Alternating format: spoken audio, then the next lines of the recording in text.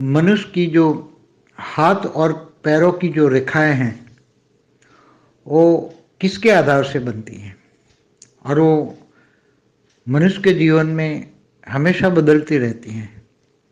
चाहे हस्त रेखा हो, चाहे पांव की रेखाएं हो, चाहे कपाल की भी रेखाएं हैं, तो ये किन के आधार से? क्या कोई देवी देवता उसको बदलते हैं? क्या कोई भगवान बदलता है?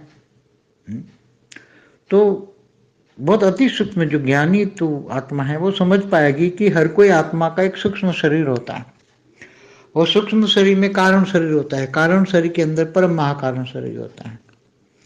तो जो कारण शरीर जो है उसके अंदर हर कोई अनंत जो जन्म लिया है, उसने अनेक जन्म मरण के चक्र में आए, उनके हर कोई कर्म बंधन, चाहे मन वचन कर्म से जो कर्म बंधन है वो रिकॉर्ड है।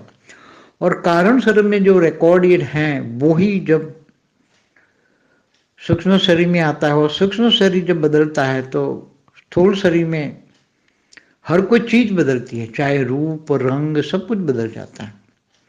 तो जब आत्माएं गर्भ में प्रवेश करती हैं तो गर्भ में ज्यादातर आत्माएं गर्भ में मोस्ट ऑफ 3 या 4 महीने की गर्भ होता है तब उसमें प्रवेश करती हैं।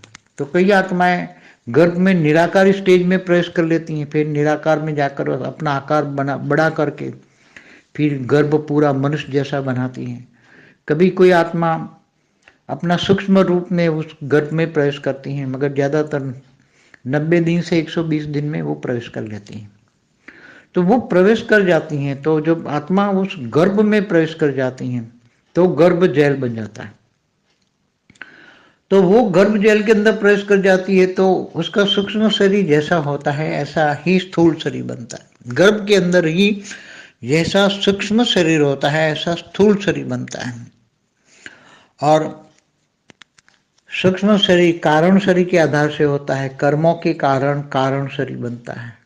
कारण शरीर हर कोई अनेक जन्मों का हर कोई मन वचन कर्म का रिकॉर्ड अंदर पड़ा हुआ है, और उसी के कारण सूक्ष्म और स्थूल शरीर बनते हैं। वो सभी कई बार हम बता चुके हैं। तो क्या कोई उसी टाइम पर क्या कोई देवी भाग्य तुम्हारा लिखने आती है? क्या भगवान लिखता है? नहीं, वो सब कुछ ऑटोमेटिक है। हर आत्मा का हर कोई आत्मा का कारण शरीर में जो रिकॉर्ड है वो ही उसकी धीरे धीरे सूक्ष्म में सूक्ष्म से हस्त रेखाओं में बदलता रहता है।